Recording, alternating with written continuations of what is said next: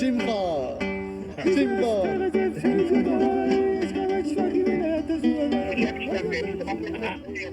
Ah bon, vous êtes à Paris et nous on est en plein dans la brousse en Géorgie, on fait des enregistrements. Ok. No protocol, no consult, because if not we lose a lot of time. Because it's better to use our time, the time we have, really to work. I would like to have some chance of... Yes, sir. Yes, sir. Yeah. No, call me boss. Yes, boss.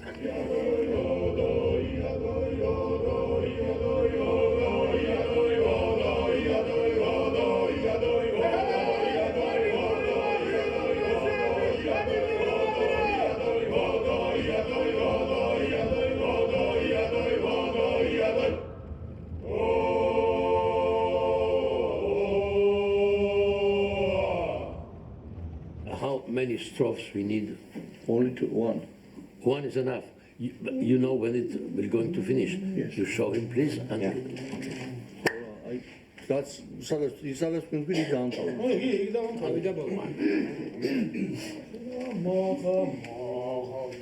And attention, 4 times. Who is doing it? You. C'est lui qui a le tempo.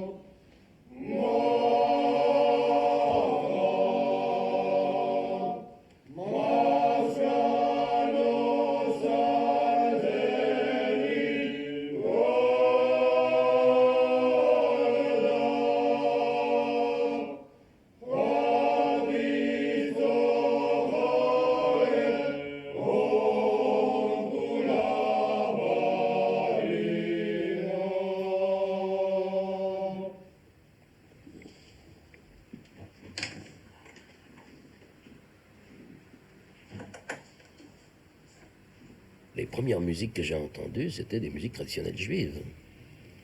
La liturgie de rite polonais à la synagogue, ce qu'on appelle les chants paraliturgiques, c'est-à-dire les textes poétiques que l'on chantait le Shabbat, le vendredi soir, le Shabbat à midi ou les jours de fête à la maison.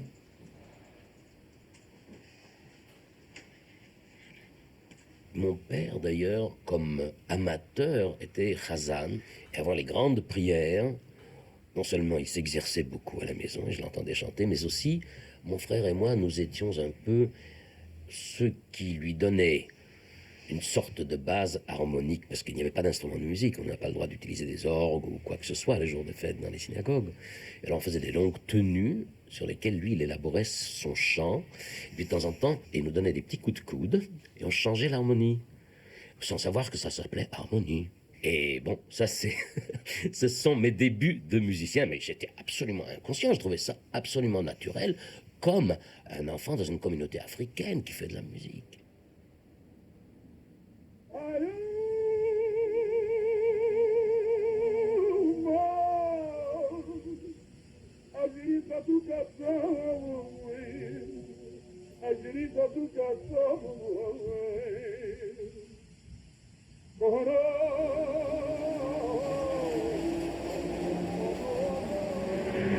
C'est ici que s'élevait la synagogue de la communauté juive de Düsseldorf.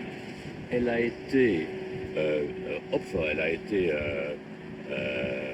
victime des haines raciales, et c'est pour honorer les morts qu'on a érigé cette pierre-là, die Stadtgemeinde Düsseldorf, la communauté urbaine de Düsseldorf, le 9 novembre, c'était la nuit de cristal, la nuit du 9 au 10.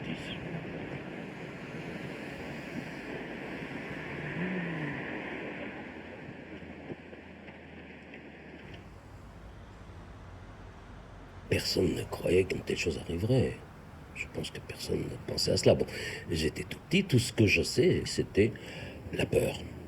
En allant à l'école, en retournant à l'école, en sortant dans la rue, en parlant à la maison, on parlait à voix basse, on ne disait pas Hitler, par exemple. Le nom ne se prononçait pas même dans les murs de l'appartement. On disait Harosh, ce qui est un mot hébreu et qui veut dire la tête. Tellement on avait peur.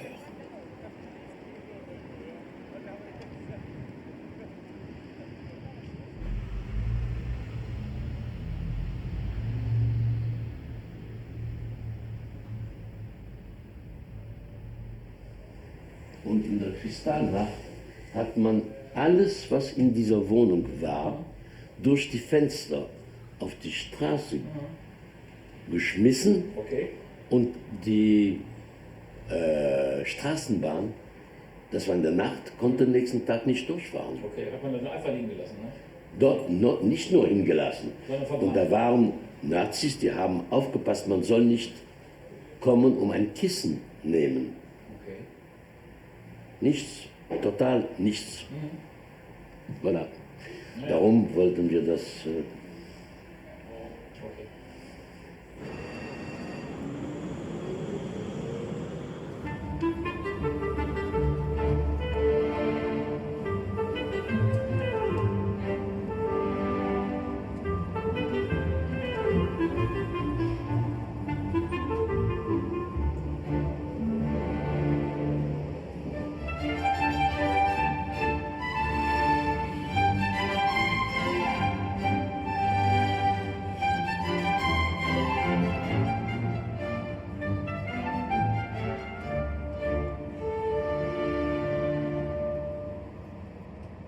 Avec mon frère, nous avons réussi à partir en Belgique. C'est-à-dire fuir l'Allemagne. Nous sommes arrivés en Belgique chez une vague famille. On est resté quelques semaines, le temps que nos parents nous rejoignent, qui eux devaient passer la frontière illégalement. Et puis, on était relativement tranquille, si on peut dire, en Belgique, jusqu'en mai 1940, quand la guerre a éclaté. Le jour où les Allemands ont envoyé la Belgique, on a fait une valise de pain, un grand saucisson, et on est allé à la gare d'Anvers. Et alors, les trains étaient bondés, on a grimpé dans un train. On avait pris des billets pour aller à Dunkerque. C'est-à-dire à Dunkerque, on est en France, on est tranquille. Puis arrivé à Dunkerque, il y avait un bombardement, tout le monde est descendu dans les sous-sols souterrains de la gare. Il y avait un monde fou, il fallait se tenir par la main de peur de se perdre. Et puis là-dessus, il y avait des haut-parleurs qui disaient, il y a 2 bateaux qui partent pour l'Angleterre, si vous voulez prendre ce bateau pour aller en Angleterre, c'est là ça se passe. Et ce train qui vient d'arriver d'Anvers, il continue vers le sud de la France. Les gens sont remontés dans ce train, il y avait d'autres trains qui arrivaient de je ne sais où. Et ça, c'était un vendredi après-midi. Et on est donc remonté dans le train. Mon père a demandé à ma mère, est-ce qu'on va en Angleterre ou on va en France? Elle a dit, oh non, non, on allait déjà, la valise elle est dans le train qui va en France, on va en France. C'est comme ça que les choses se décidaient. C'était vraiment des coups de dés. Et on est resté dans ce train jusqu'au samedi d'après, c'est-à-dire 8 jours. Et nous, on est arrivé à une gare qui s'appelle Carbone, dans la région de Toulouse. Et de là, on nous a amenés en bus dans un village qui s'appelait Montesquieu à l'Ouest. Un très joli village d'ailleurs, sur les bords de la Garonne.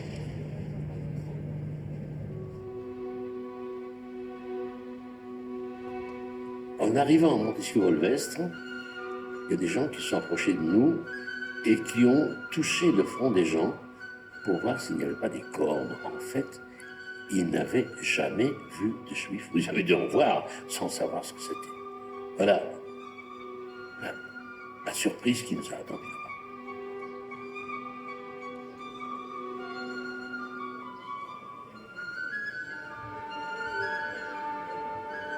Nous sommes restés pendant plusieurs mois jusqu'à, je pense que c'était fin septembre ou début octobre, à ne rien faire. Et à ce moment-là, on est venu nous arrêter.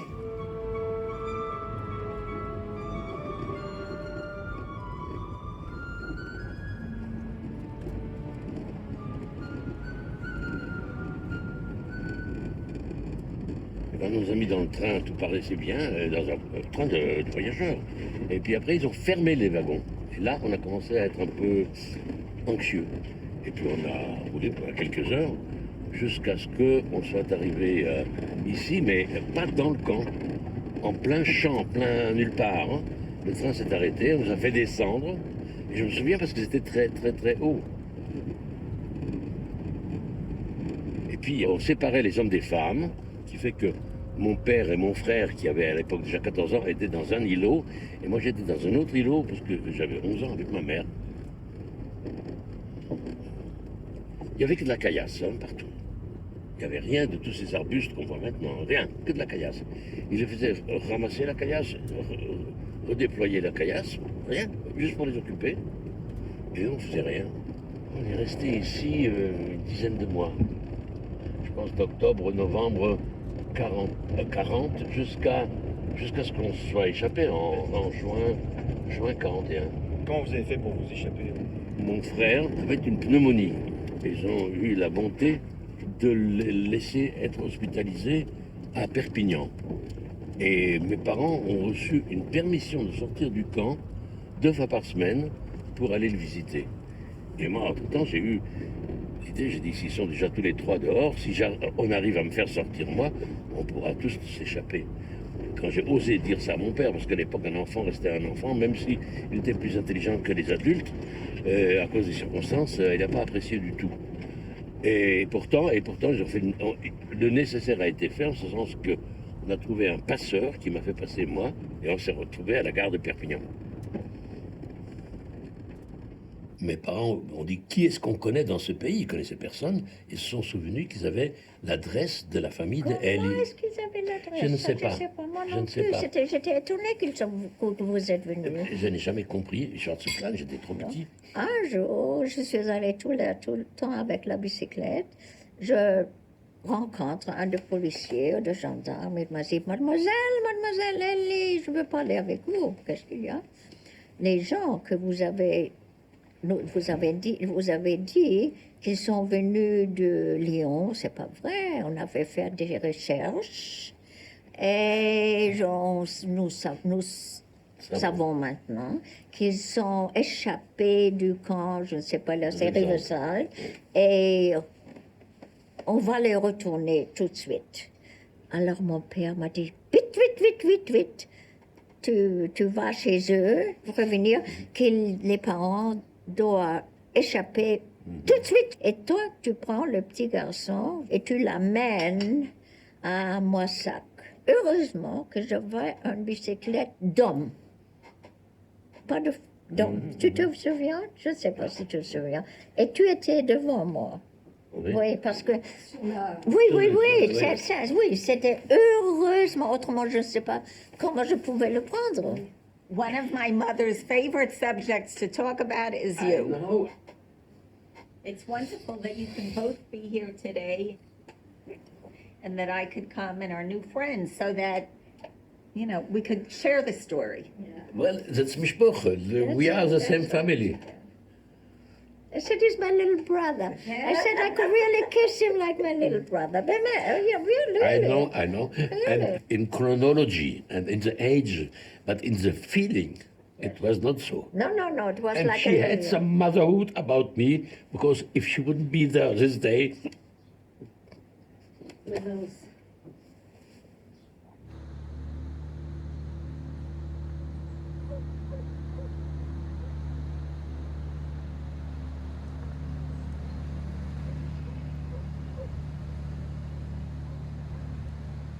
c'est ici d'ailleurs que j'ai appris le français.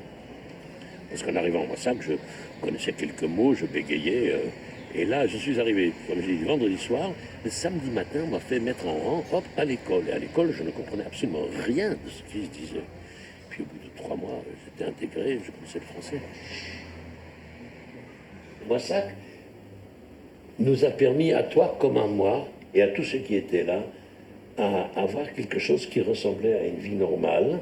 La vie en équipe, vrai, avec tous ces rituels, remplaçait la vie familiale. Vrai, et c'était énorme.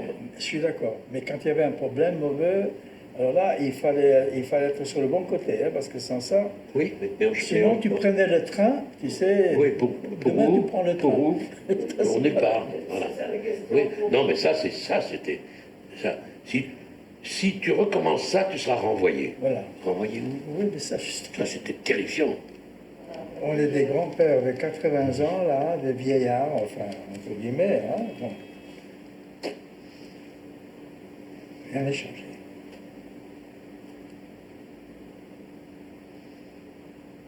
C'est une maladie d'enfant dont on ne guérit pas. C'est vrai.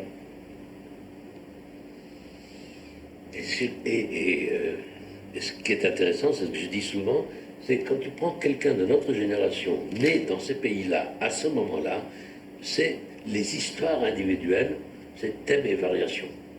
Le thème, on le connaît. Les aventures individuelles, ce sont des variations. Mais grosso modo, c'est le même schéma.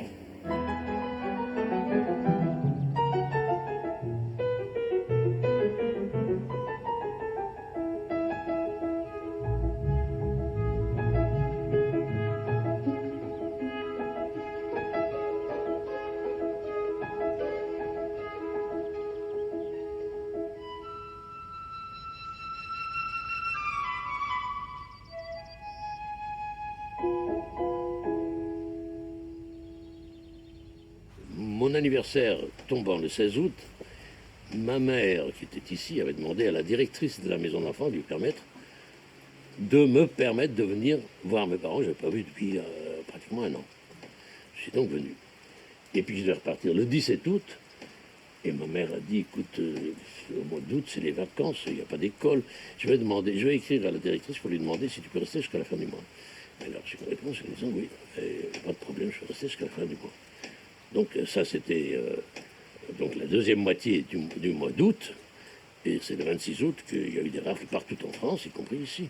Et c'est là où on a arrêté ici tous les gens qui étaient, toutes les personnes qui étaient là. Et c'est là que mon père, qu'on était les premiers à être arrêtés, parce qu'il commençait ici, remonter vers le village, on nous a mis tout au dernier rang. Et il y avait une porte de sortie. Mon père avait fait mettre mes affaires de côté parce qu'il commençait par dire aux gendarmes, c'était les gendarmes de Pont de Beauvoisin qui étaient là. Il leur a dit, oui, nous, vous pouvez nous prendre, mais le petit, il n'est pas sur la liste, il n'habite pas ici. Alors ils ont dit, oui, mais on va se séparer de ses parents. Et mon père, à ce moment-là, a pris un petit sac à dos, il a mis mes affaires, il n'y avait vraiment pas grand-chose. Il m'a donné de l'argent, il m'a dit, tu vas te cacher, le matin, tu vas aller à l'hôtel Bellevue, près de la gare, où il y avait un ami à eux, dont je ne me souviens pas le nom, il y a longtemps quand même, et tu prendras le train pour aller dans un autre camp d'éclaireurs où mon frère, qui avait 3 ans de plus que moi, était dans la Creuse. Voilà.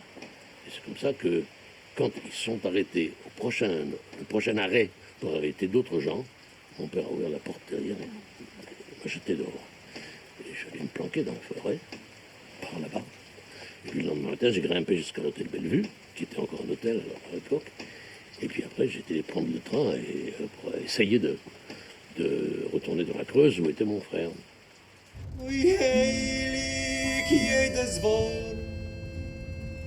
Glücklich werdet Gott, ich wünschen dich viel lieb.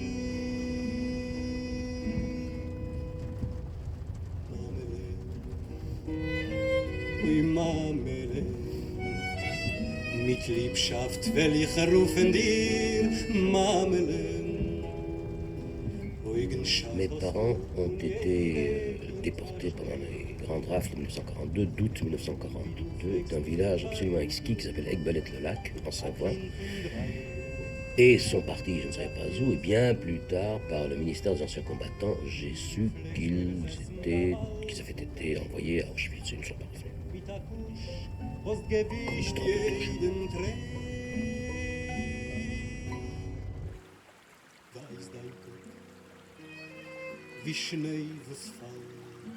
En 1944, j'ai su qu'il y avait des jeunes juifs qui arrivaient à quitter la France en passant en Espagne, par les Pyrénées à pied. Et j'ai décidé que j'essaierais de partir en Palestine. À l'époque, c'était la Palestine. Je savais que c'était le vœu de mes parents. On a fait une petite marche à pied dans les Pyrénées qui a duré 3 jours. Et puis, quand nous sommes arrivés à Andorre, où il y avait plusieurs groupes groupuscules, puisqu'on passait en Espagne par petits groupes, 10, 15, pour pas éveiller trop de soupçons, etc. Il y avait là quelqu'un qui était arrivé dans un groupe précédent qui s'appelait Henri. La seule chose qu'il avait avec lui, parce qu'au fur et à mesure, on jetait les affaires quand on marchait, ça devenait lourd. Alors, bon, la plupart d'entre nous arrivaient avec rien. Et cet Henri-là, il avait tout jeté, mais il avait à la main un violon, une boîte avec un violon. Et Henri, violon, jouait du violon. Et dans l'hôtel, où on était un petit hôtel à Andorre, il en jouait. Et moi, je venais dans la chambre, m'asseyais par terre, j'écoutais ça. J'étais admiratif, quelqu'un qui jouait du violon, qui jouait bien du violon. C'était pour moi ein Mirakel, ich habe jamais vu. Familiennamen, versteckter Name war nicht Violon. Ne, Stoßum, ne? Nein, der falsche Name. Ja, mein falscher Name war Jacques Henri. Waren viele Leute, wie sie da. Man nannte mich, Ja. man nannte mich Henri Violon, und weil ich immer Geige gespielt habe. Ja.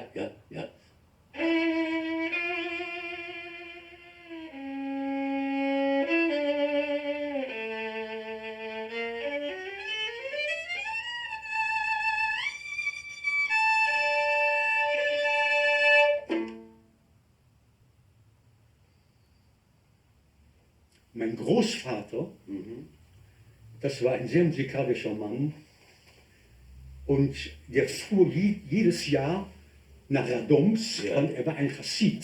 Von dem Radomer. Radomsker. Ja, der Rebbe von Radom. Ja, bestimmt. Und Hab ich dir gesagt, jetzt zum Beispiel Radom. mein Großvater, der konnte auf dem Schofar Ja, alles spielen, ja. auf dem Waldi. Ja.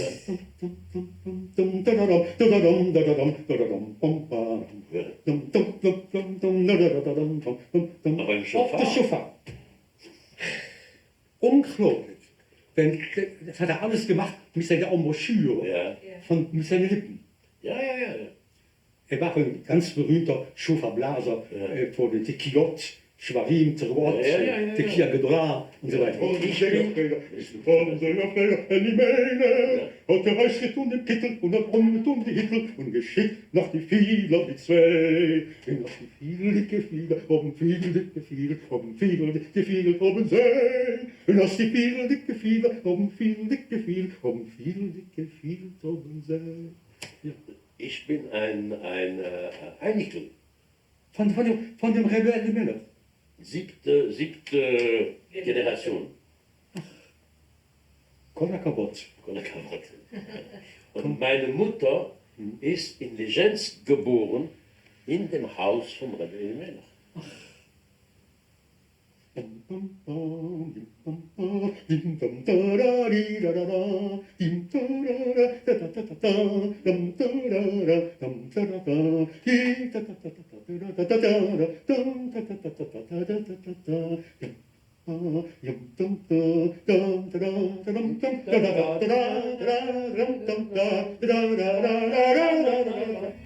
Et de là, nous sommes passés en Espagne, en autobus, le plus normalement possible. Et là, au bout de 3 mois, à Cadix, nous avons embarqué pour Haïfa sur un vieux rafio absolument incroyable. Ich gedenk, wie du pflegst mir beruhigen. A Kind von 3 Uhr bloß, ihr darf dich sehen. Wie du pflegst mir sessen damals auf dein Schoß. Mit a Kusch hast gewischt jeden Tränen. Aber wie weiß dein Kopf, wie Schnee, wo's fällt. Oi Gott, wirst tut, bang wirst du, wirst groi und all. Oi Mamele, sei gebencht von Gott,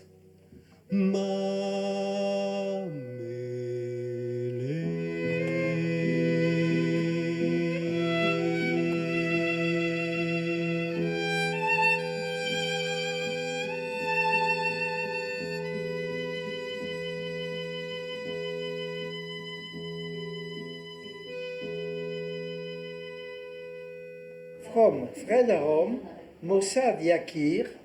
Ouf! Eh bien, alors qu'est-ce que tu as dit que là... Mossad Yakir, Hadera, P. boîte postale 50, Palestine. Et là, l'écriture, tu dis, c'est là Ouais, que tu as dit que regarde, l'écriture c'est était bonne? l'écriture. Ben oui, pour ça, d'écrire, j'avais 15 ans. C'était avant la guerre. Ah, ça va, ça Voilà, tout s'explique. Bon monsieur.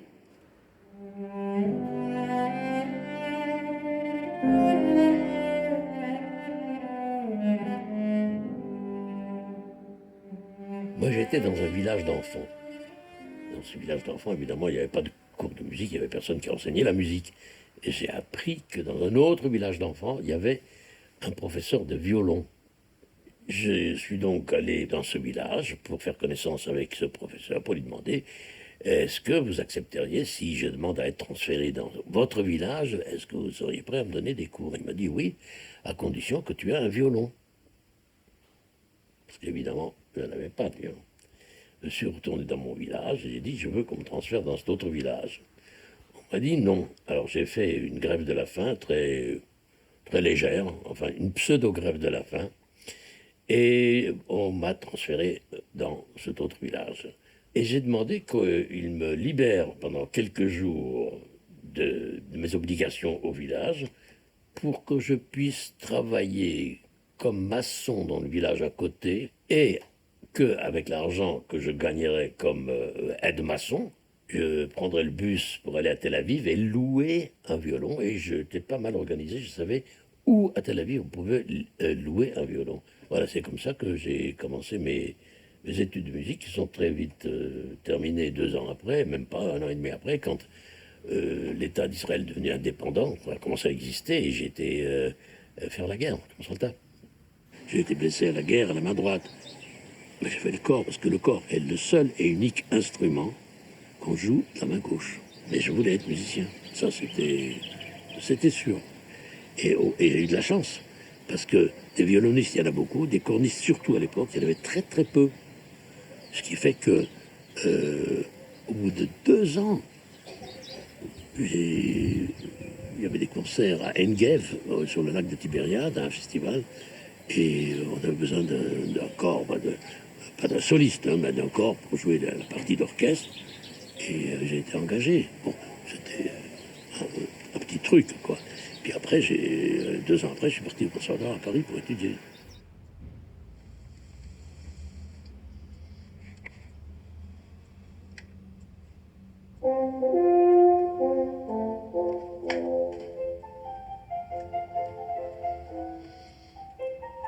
Ça, c'est la sonate pour corps et piano de Beethoven, opus 17, que j'ai enregistré à Jérusalem.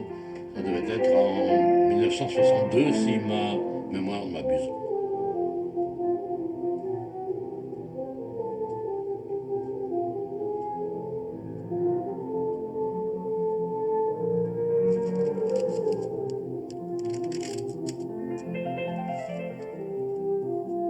Genève, le 30 septembre 56. Mon vieux et cher Martin, je ne sais pas par où commencer. C'est incroyable, il faudrait des journées de 48 heures, et encore.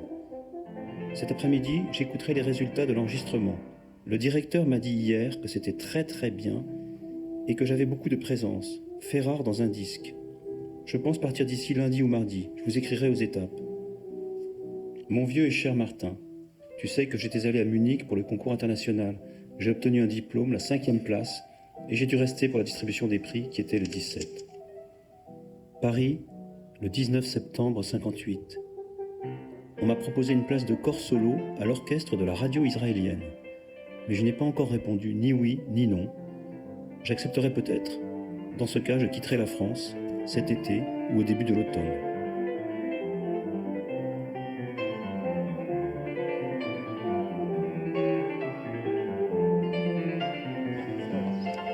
למה שאני לא אתראינו? נו, נראה אתה עם הזיכרון הטוב. אני עם זיכרון טוב זה דבר... שלום לך. ראינו בירושלים משהו כזה. זהו, לפני כן התראינו. גינה. עכשיו, היות אנחנו באיחוד, הגענו... אפשר להגיד היום שבכל החבורה היית אנפן טריבל. כי המשמעת הזאת של התזמורת, הקפדה, ושם או שזינגר, או שפרוידנטל, או מי שהיו. אני לא זוכר, אתה באת כשהיה כבר פרוינטל, או שהוא... זה היה תקופה שהוא בא, הוא שהוא היה בא. כבר קצת, הוא חזר, אבל אני חושב שזה לא היה קבע. כן. זה היה בתקופה שאני באתי. ואיתו לא הסתדר. לא, למה לא הסתדרתי איתו? כן. זה היה בגלל סיבה פשוטה, אני אזכיר לך. כן. הוא היה יהודי מגרמניה, שברח בשוודיה. שבמשך המלחמה היה בשוודיה, כן, ישב שם בשלום. כן. טוב מאוד. כן. אני הייתי ילד שברח מאירופה, מגרמניה, למד לנגן כלי, הפך למוזיקאי, ואמר, אני רוצה לחיות בארץ ולשם לעבוד במקצוע שלי. ואני בא לתזמורת, ובא אליי אדם שהאופי שלו של קצין פלדווייבל גרמני, אתה יודע, ומתחיל לדבר בצורה אוטוריטרית ביותר, ובגרמנית, וזה היה דבר נורא. Was machen Sie dort? אתה לא זוכר את זה? בטח שאני זוכר. אני זוכר את העניין המפורסם עם הטים-טום, טה-דה-דום, טום. הוא אומר, was tun Sie dort? כן. אז אני אומר, schleife meinen Bleistift. אז הוא אמר, Sie sollen mir nicht antworten. אז אני אמרתי, Sie sollen mich nicht fragen. אז הוא התרגז. הדבר הזה שגירש את פרוינטל, כי הוא לא חזר יותר. יום אחד, אני לא זוכר בדיוק בשביל מה, הוא ירד מהפולט ואמר, oder oder ich.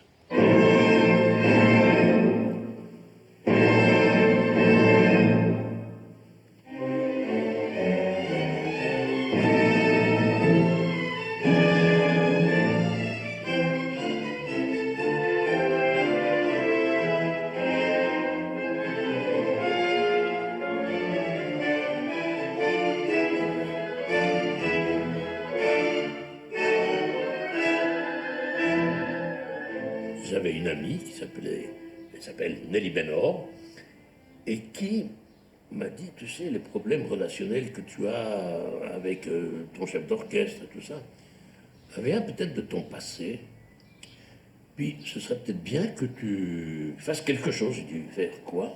Elle me dit, te soigner. Comment on se soigne? Faire une psychothérapie. Elle en a parlé aux médecins avec lesquels elle faisait son analyse, et il m'a pris 3 fois par semaine. Et là-dessus est venue cette proposition de partir en Afrique. Il me dit, voilà, on voudrait que vous partiez pour 1 an en Afrique, parce que le président Dako de la République centrafricaine, qui était venu ici, a vu une fanfare de jeunes à Haïfa, il a dit, c'est ça que je veux.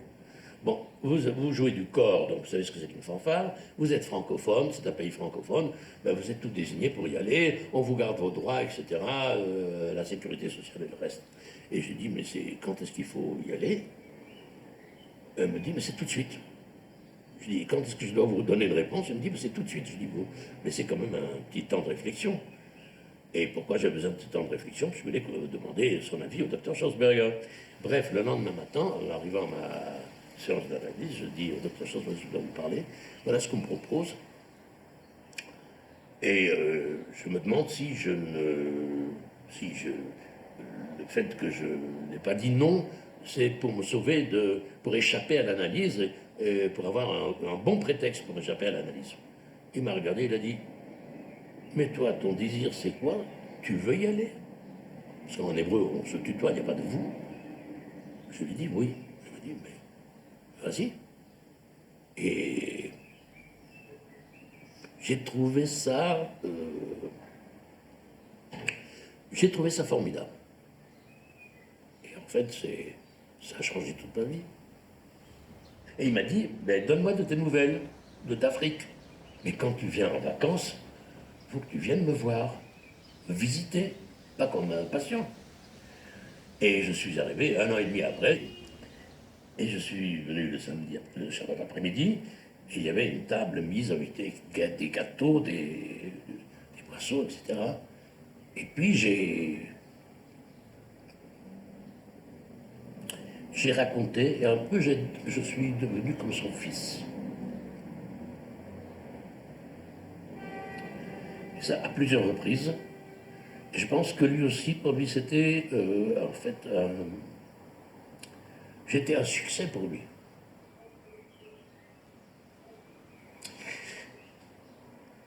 Enfin, il avait voilà,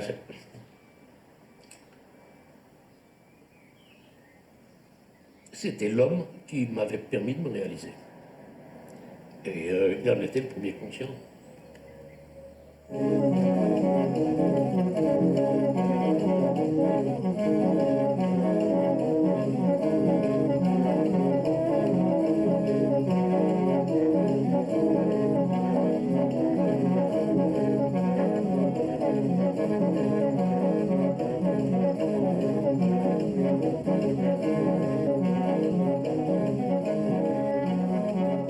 Bangui, le 2 décembre 1963. Bien cher Martin et Irène, juste ce petit mot pour vous dire que je suis encore vivant, que le voyage s'est très bien passé, que j'ai été très gentiment accueilli et intégré par la colonie israélienne d'ici, et que j'ai vu et entendu depuis 48 heures tant de choses extraordinaires qu'il est impossible pour le moment de rien comprendre encore. J'habite un hôtel magnifique. Il fallait venir en Afrique pour y avoir droit. Et le moral est bon.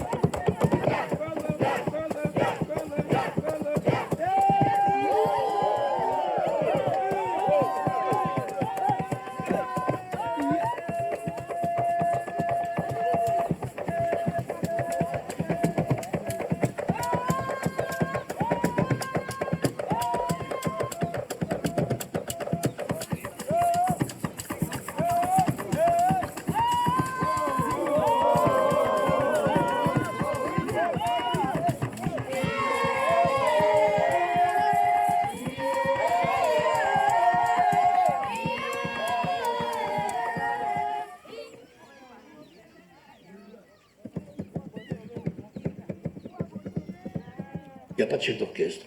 Alors pour un musicien d'orchestre, je dis, mais comment ils font pour être ensemble? Ils chantent des musiques où, quand tu t'approches des chanteurs, tu entends autant de voix différentes qu'il y a de chanteurs. Ce qui est inconcevable, ce qui n'est pas logique non plus.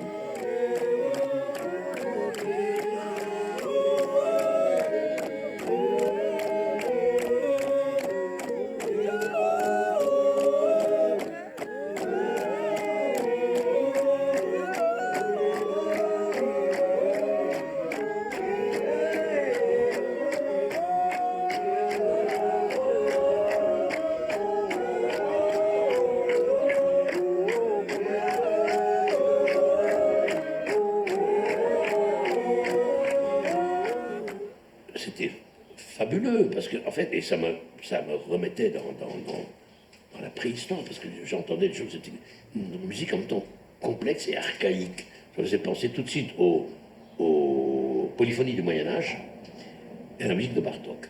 Bon. Et puis, il y avait les hommes, les gens, qui sont extrêmement gentils, Voilà, c'est ça. et qui ont extrêmement gentils, très, très doux. Mais je crois que c'est ça qui t'a beaucoup touché aussi. Les personnes, je pense, pas uniquement la musique, mais aussi les personnes. Et le plus étrange était que moi qui venais de débarquer d'une culture complètement différente, eux qui étaient là, les premiers habitants de l'Afrique, on riait des mêmes choses.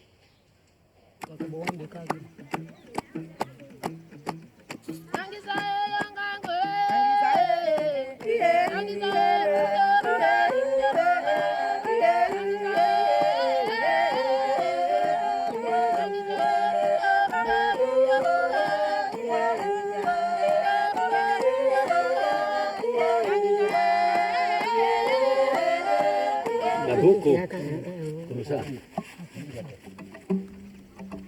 Pas plus. Arabia.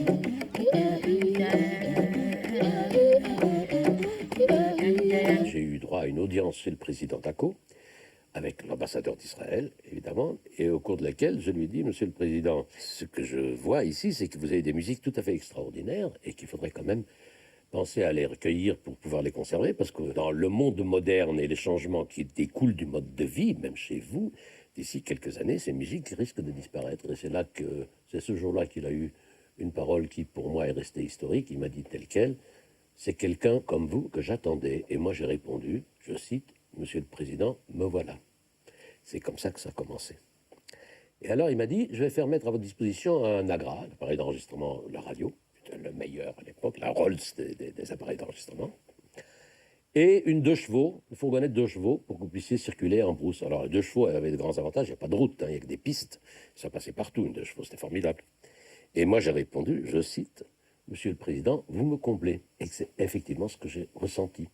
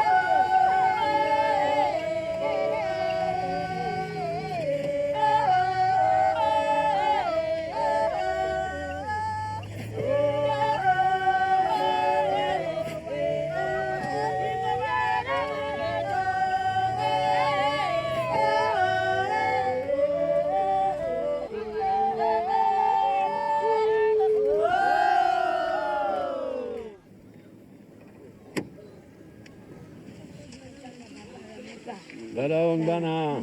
C'est pas peur. Ok. Dole.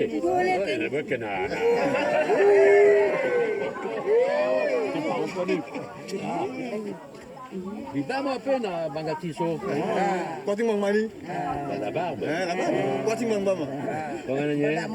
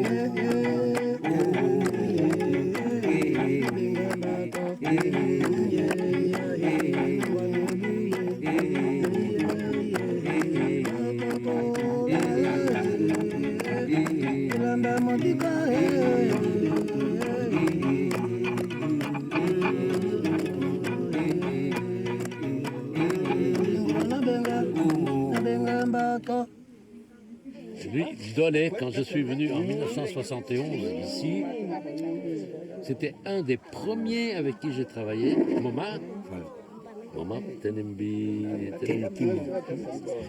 et il connaissait toutes les voix de tous les chants, tous les instruments, tout. Et c'est vraiment une encyclopédie musicale des DAK.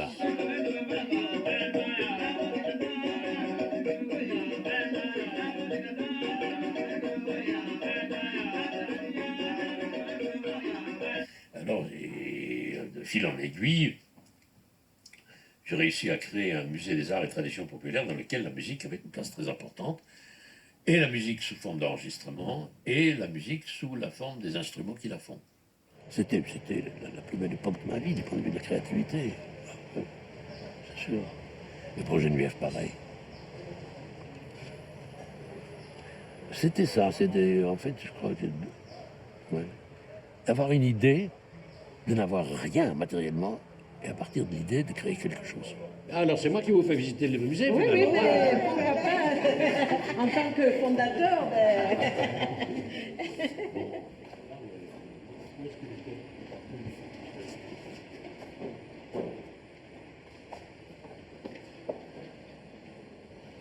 Aussi.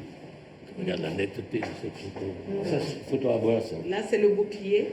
Pas mal le Rolleiflex, hein, ça faisait de belles photos. Ah, ça c'est les tambours, c'est ce qu'on appelait les tambours téléphones. Téléphone, voilà. Ça c'est les tambours Voilà, avec de lesquels communication, ouais, de on transmet des communication. messages.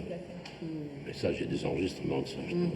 Quand on l'a acheté, il fallait trouver C'est lourd. mais il fallait trouver un camion qui passe, qui accepte de le prendre pour l'amener à Bangui. Je sais pas, on a attendu 2 ou 3 jours pour trouver quelqu'un qui le ferait. Ça pèse... Oui, ça pèse, oui. Ah ben voilà, ça c'est l'écriture de Geneviève. Tiens, on est tombé sur le lenga. Tu vois? Tambour de bois, regarde. Tu as des mesures, la hauteur. Constitué avec la mère lenga 66-65 et les 2 enfants 66-61, une batterie de lenga à ne pas séparer. Tu vois? Quand même, on faisait du bon boulot. Voilà, et là tu as une description de l'objet. Et il y a un enregistrement bandambré, c'est-à-dire que tu as l'enregistrement qui correspond et qui a été fait sur les instruments avant qu'ils aient été acquis pour le musée. C'est un sacré boulot qu'on a fait. On avait travaillé chez les Bandas, chez les Gbaya, chez les Mbaka, chez les Nzakara, chez les Pygmées évidemment. Donc nous avions vraiment une représentativité du patrimoine. Nous choisissions des régions que nous avions étudiées au préalable, où nous avions quelques contacts avec un instituteur ou quelque chose comme ça, ou un missionnaire, ou je ne sais pas qui. Et puis nous partions sur une piste, nous nous arrêtions dans les villages pour faire ce que les Africains appellent porter la parole. On leur expliquait que nous étions chargés par le gouvernement de faire la maison des ancêtres et que dans cette maison des ancêtres, il y aurait des objets de tous les jours, des instruments de musique, des vêtements pour la danse, pour tout. On a appris en faisant venir de l'UNESCO des livres qu'ils avaient publiés sur la muséographie, et on regardait dans les livres, on se dit voilà comment il faut faire, voilà comment on catalogue, voilà comment on numérote, voilà on fait passer les objets au xylophène pour qu'ils ne soient pas bouffés par les termites. Et la manière dont c'était présenté permettait à tout un chacun, de quelque origine qu'il soit, de retrouver ses marques.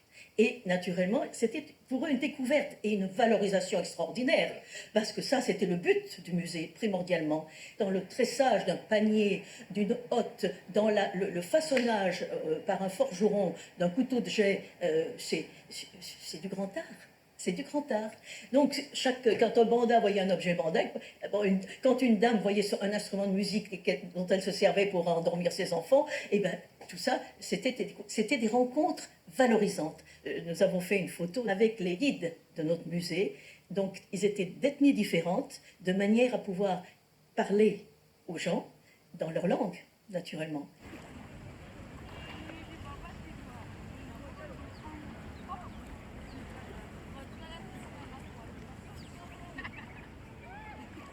Quand j'avais un problème, je demandais audience au président d'ACO, qui était à l'époque, et après le coup d'État de Bokassa, une semaine après, j'étais au camp de Roux pour demander une audience, pour lui dire j'ai commencé à faire un musée, vous voulez que je continue ou ça ne vous intéresse pas?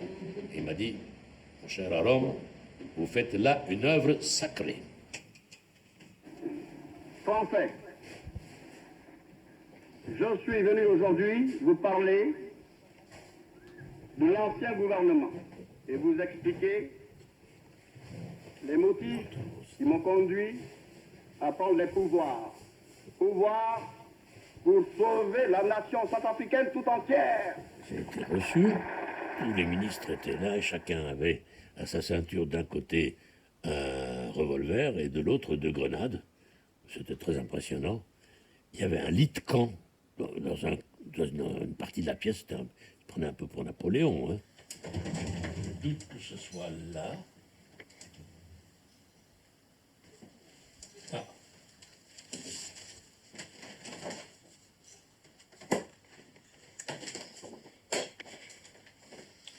Autorisons à étudier, enregistrer, photographier, filmer tous les objets, toutes les personnes, toutes les vues de son choix. C'est dément. Et c'est surtout ça qui est important. On te promène avec ça en poche, chaque fois que tu te fais arrêter quelque part, il y a un barrage, il y a un machin, tu remontes ça. Vous connaissez ça? À chaque fois que je publiais quelque chose, un article, ça, c'était pas son truc. Mais les disques de musique traditionnelle, j'en ai publié, je crois, 25 ou 26. Quand je venais, je demandais une audience pour lui remettre le disque en main propre. Il me recevait, il aimait beaucoup ça. Et c'était un moyen aussi de maintenir le contact et de lui dire, on fait quelque chose pour vous. Vous savez, un jour, il a voulu décider de me faire ministre de la Culture. C'était en présence de tout son gouvernement, c'était pas commode. Vous n'avez pas été tenté? J'étais surtout tenté de sortir vivant de ça. Parce que ça va dans les deux sens. Aujourd'hui, vous êtes nommé ministre, 3 jours après, vous êtes jeté dans le Bangui au crocodile. Alors, il fallait faire attention. Il fallait surtout arriver à sortir de cela sans l'offenser et en lui faisant comprendre que ce n'était pas une bonne idée. Il l'avait lancé devant. Il y avait 26 ministres africains, il m'a sorti ça, je voyais la tête des autres, il devenait gris. Alors, je lui ai dit, Monsieur le Président, je ne suis pas un homme politique, je ne peux pas être ministre, mais de toute façon, vous savez que dans tous les pays où je vais, où je suis invité, dans les universités, et avec les disques que je fais, je suis l'ambassadeur de la musique centrafricaine. Il m'a dit, vous avez raison, et j'ai vu dans son regard qu'il avait pigé. On n'en a plus jamais parlé. En accordant son instrument, Massimo Cobo cherche à obtenir un ton relativement élevé, car, dit-il, avec les sons bas, la voix d'Umbella ne chante pas bien.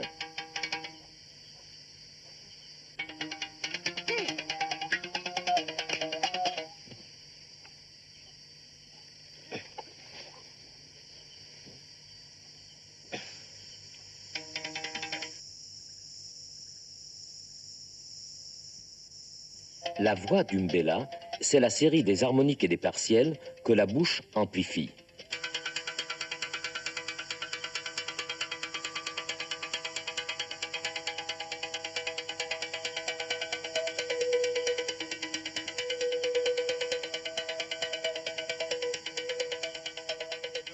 Ubeli sindi mayikumbu magbondo bu nganji abriwa hu magbondo bu dengbe bu briwa hu yo malihiri wa hu ge ubeli sindi mayikumbu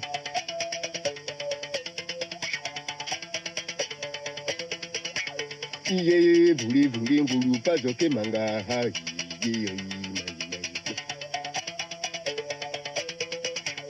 Je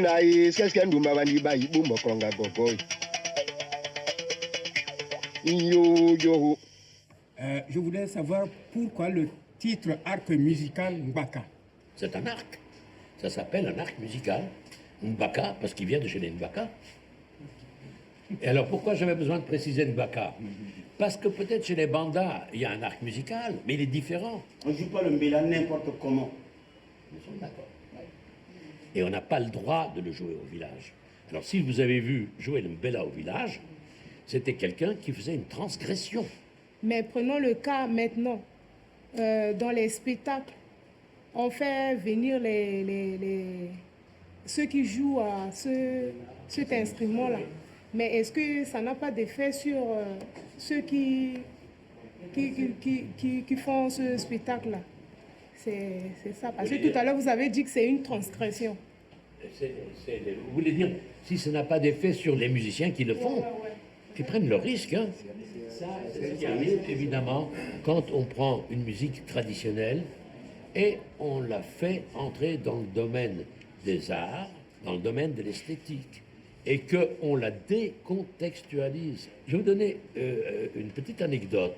Lorsque quelqu'un meurt, il y a un chant qui, en lui-même, constitue une catégorie, parce qu'il est seul. Le titre du chant, c'est Coli. Je leur ai dit, mais Coli, je ne l'ai jamais entendu. Et là, on m'a dit, c'est ça pour vous, mademoiselle, Coli, on ne peut pas le chanter comme ça.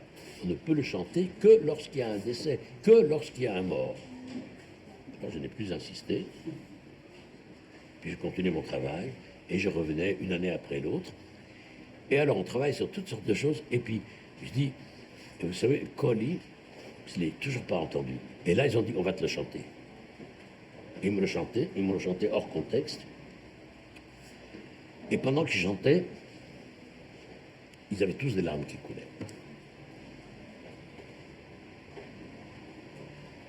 Voilà la réponse. On transgresse ou on ne transgresse pas.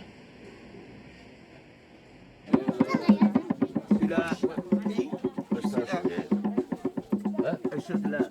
Ah, vous êtes là, bon. Je suis là. Bon, lui, il fait que ça. Oui. Tout le temps. Tout le temps. Il ne varie pas. Non, ça ne varie. Ça, c'est le premier rythme. Le premier rythme varie ou ne varie pas? Non, pour lui, c'est ça. Il ne varie pas. Le deuxième rythme.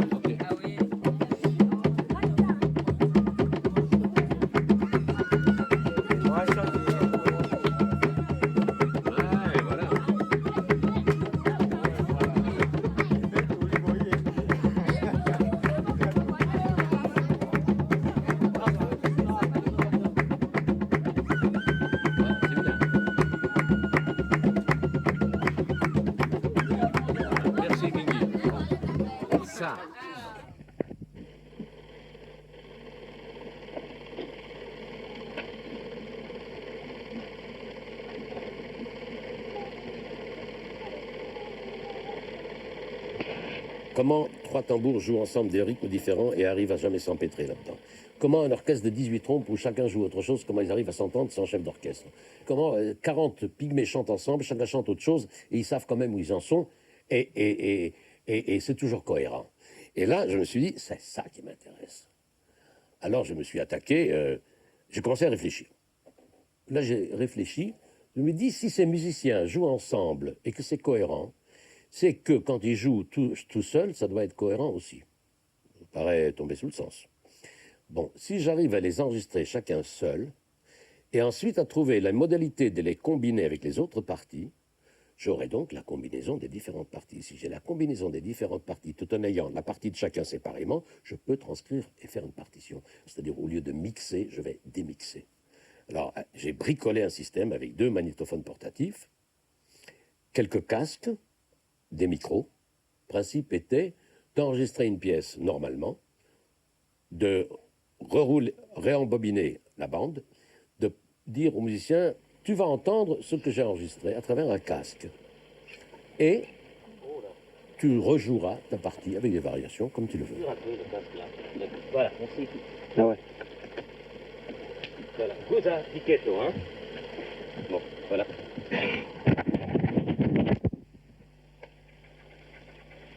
Le premier musicien, il entend le tout dans son casque et rejoue sa partie en écoutant en casque le tout.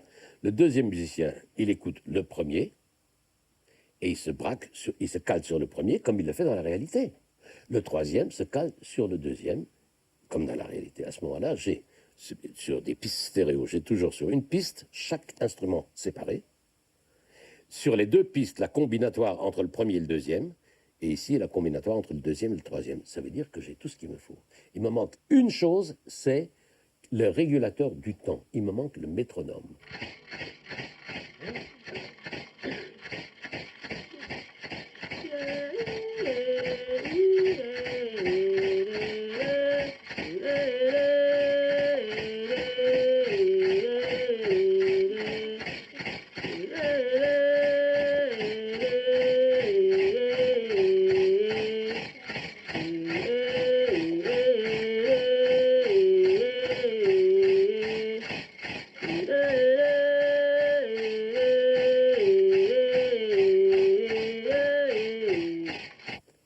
Je transcris. Alors ça, c'est très amusant. Ça se fait avec du papier à musique et je coupe des courroies comme ça, très longues. Chaque instrument, ça fait une portée. Et alors, je transcris ma première partie. Ensuite, je transcris ma deuxième partie sans me préoccuper du tout de la première. Je la transcris uniquement par rapport à cette battue, à cette pulsation qui m'a été donnée. Je la calibre. Et après, je fais la même chose avec la troisième. Quand j'ai fait ça, je prends mon enregistrement du premier et du deuxième, je les entends tous les deux ensemble, et je commence à faire coulisser mon deuxième tambour sous le premier, jusqu'au moment où ce que je vois et ce que j'entends vont coïncider. J'étais très fier en revenant d'Afrique avec mes premiers enregistrements en re-recording. C'est ça, voilà. Alors, je t'ai fait entendre ça et tu m'as dit, mais enfin, Simcha, tu ne vas pas me dire que personne n'y a pensé avant toi. Hein. J'ai dit, ben, si, je suis bien obligé de te dire que personne n'y a pensé avant, apparemment. Ça paraissait tellement évident. Voilà. Et alors là, tu m'as dit, mais c'est l'œuvre de Colomb. Et là, je t'ai répondu, c'est mieux que l'œuvre de Colomb, je n'ai pas cassé l'œuf. Voilà la structure d'un chant pygmée. Une fois qu'on a fait la transcription, on peut voir de manière globale comment c'est organisé. Et ce qu'on ne peut pas faire sans la transcription. Donc là, c'est le nombre de temps, c'est les périodes.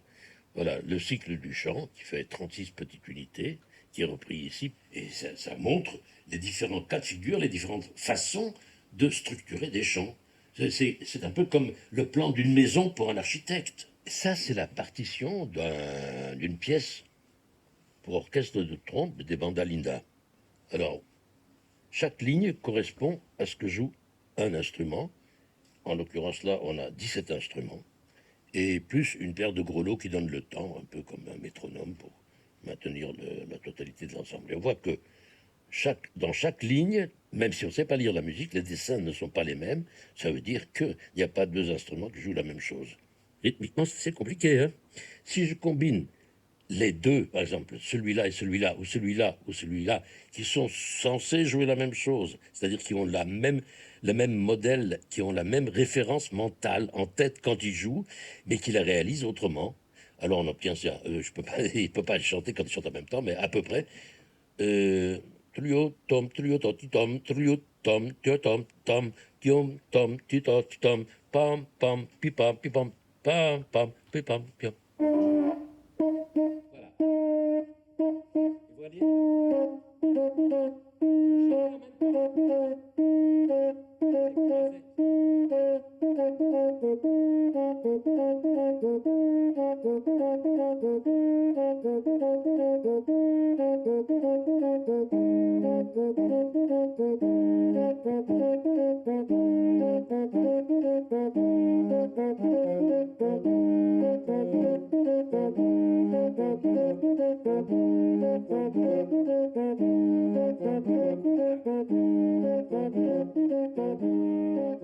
Quand tu mets au jour un système musical dont en Occident personne n'a jamais entendu parler, c'est plus que de mettre au jour un manuscrit de Monteverdi que l'on ne connaissait pas, alors qu'on en connaît 135 et il y en aura 136.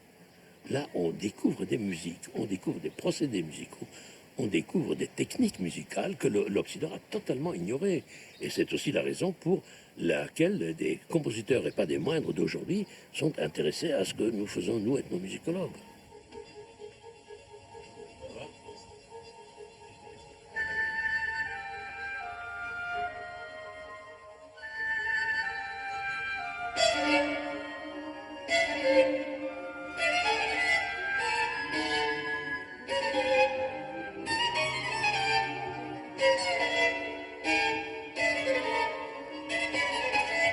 Ça, c'est une page extraite d'une esquisse du concerto pour violon et orchestre de Ligeti. Ce qu'on voit là, les petites croix rouges, les petits X, ça correspondent chacun à une formule rythmique africaine qui se reproduit et qui lui sert de base, qui lui sert de cadre métrique à tout ce qui se passe là-dedans, qui est un petit peu compliqué.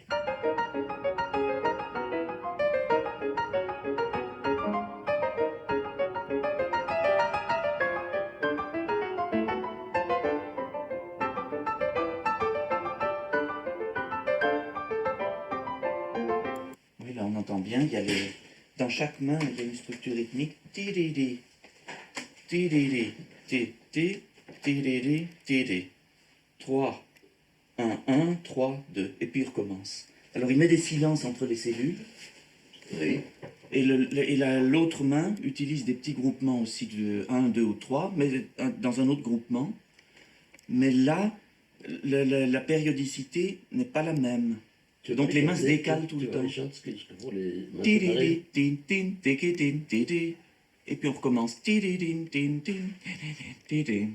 Je crois, me souvenir, il a découvert ses travaux et la musique des bandalindas et des pygmées, qui a justifié en quelque sorte son travail dans cette direction polyrythmique. Enfin, qui l'ont inspiré beaucoup, qui l'ont stimulé à composer une musique avec beaucoup de couches polyrythmiques et qui lui ont donné des outils techniques qu'on retrouve très précisément dans certaines compositions.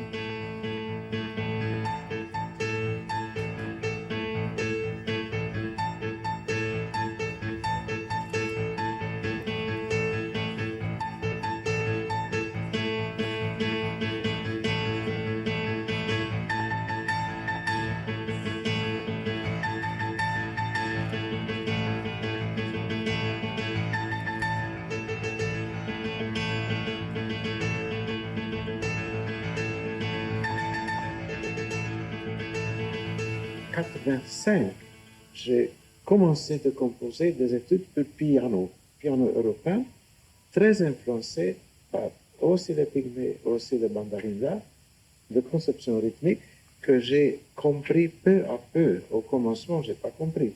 Après, quand on s'est rencontrés, Cimarron m'a expliqué un peu, on a discuté beaucoup, et moi, j'espère, j'ai entré en profondeur dans ce pensée, et j'ai introduit ça dans ma propre musique, influencée par les disques. Et je suis ici, comme par hasard, avec mon très vieux ami Kurtak, qu'on a étudié ensemble à Budapest, Hongrie. Et on est, je crois, tous les deux et tout le monde ici, ce jour d'écouter la musique Bandalinda et Akapygmé, première fois vivant, après longues années de disques, c'est un des plus bels jours de toute ma vie. Grazie Balendro.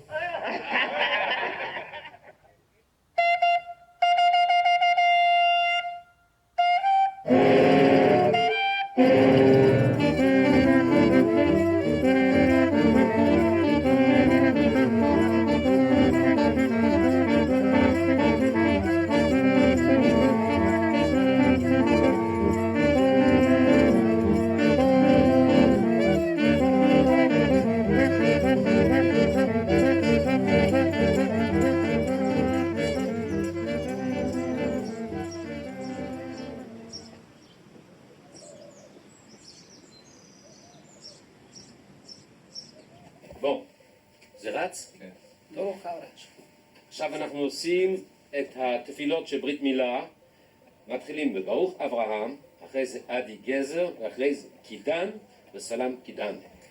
מי מתחיל? קייס שמואל. ברוך אברהם נגזיאביה ברוך אברהם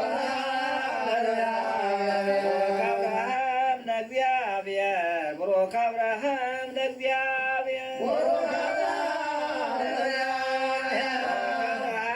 נגזיאביה ברוך אברהם נגזיאביה ברוך אברהם נגזיאביה ברוך אברהם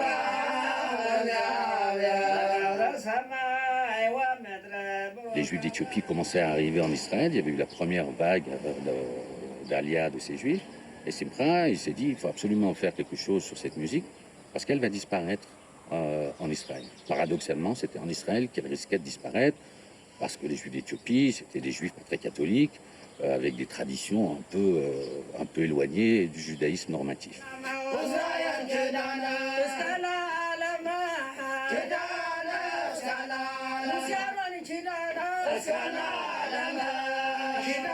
Comme les Juifs d'Éthiopie étaient tous là, et qu'on venait, Simcha et moi, faire du terrain ensemble, j'ai eu des cours particuliers. Pour moi, c'est une période bénie où j'ai eu un maître à moi tout seul.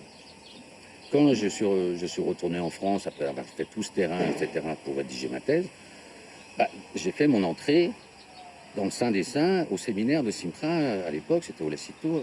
J'étais impressionné parce qu'il y avait du monde.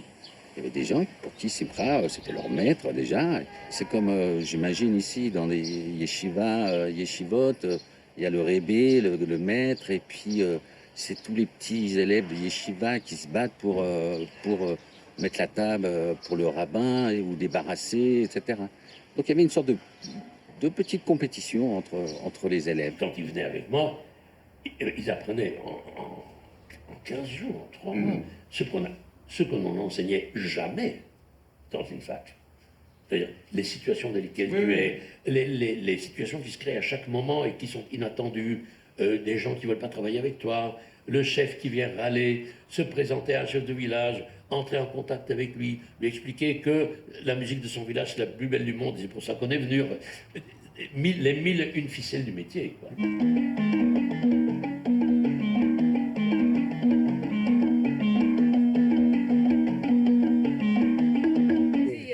Il veut le petit banc peut-être.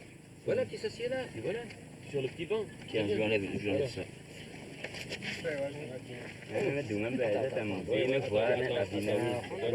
Voilà, beaucoup mieux comme ça. Voilà.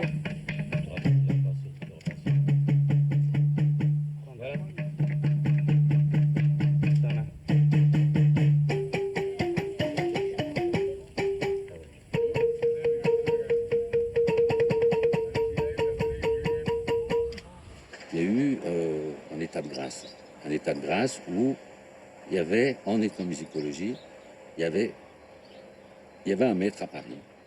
Alors, encore. Le premier 1, 5, 3 majeur. Encore? Oui. Oui, parce qu'il fait 1, 7, 1, 7 encore, mais il a changé l'accord. 1, 6, 1. 8, 4, 5, 8, 4, 5, 5. 8, 5, 8, 4 et 5, le 8, 5, c'est la même chose. Oui, parce qu'ils sont de permutations, des éléments, de degrés, qui sont tous les degrés, et toutes les typologies des accords. On peut être tous les matins ici, la journée. Ah ben, non, encore pour un moment, ça c'est sûr.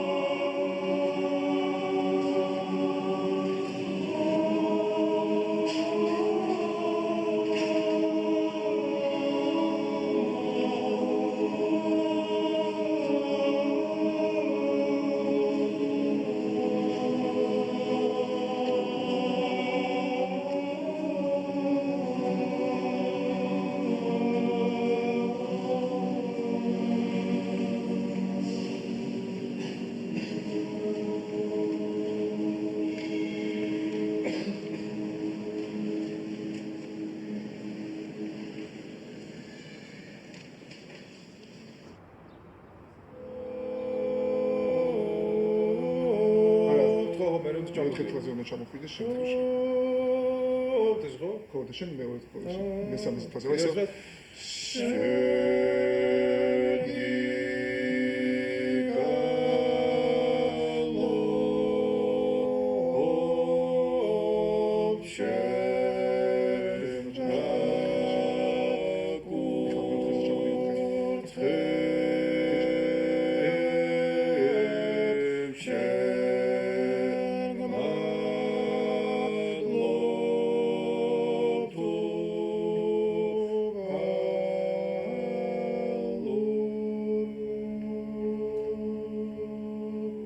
Disons que ce chant-là, il y a 5 ou 6 manières différentes de le chanter, selon la région, selon l'école, etc.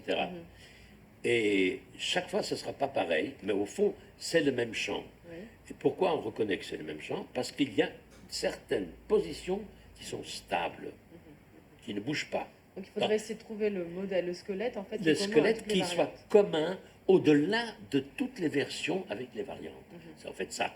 C'est la matrice. So, my personal composer, his name is Paulo Vallejo, he composed 4 small pieces which on which we used only deductions we found by the analysis we presented to you. We tell you immediately that there are 4 examples, 3 of them are wrong. It's supposed to be wrong. Are supposed, according to our deductions. 3 of them are supposed to be wrong.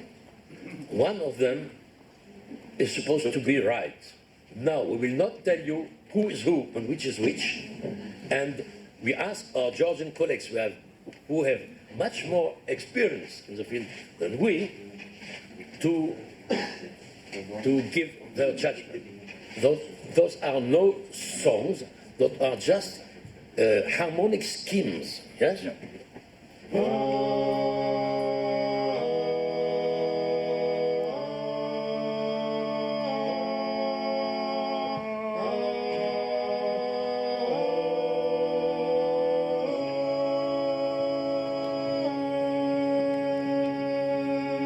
Et le degré 3, dans 2 des 3 modes, est absent également, donc il n'est jamais là. Et nous, on l'a mis, tout le monde était content. Bon, alors nous, la musique liturgique, on ne l'a pas étudiée. Et la musique liturgique a une grammaire différente. Mais ils ont écouté ça avec les oreilles liturgiques. Non, ils ont écouté ça comme ça parce que la musique religieuse est plus lente et plus a un caractère plus harmonique que contrapuntique. D'accord. Alors ils ont entendu des accords, tu vois. Ok. Bon. You have diagnosed the problem. Ouais, ouais.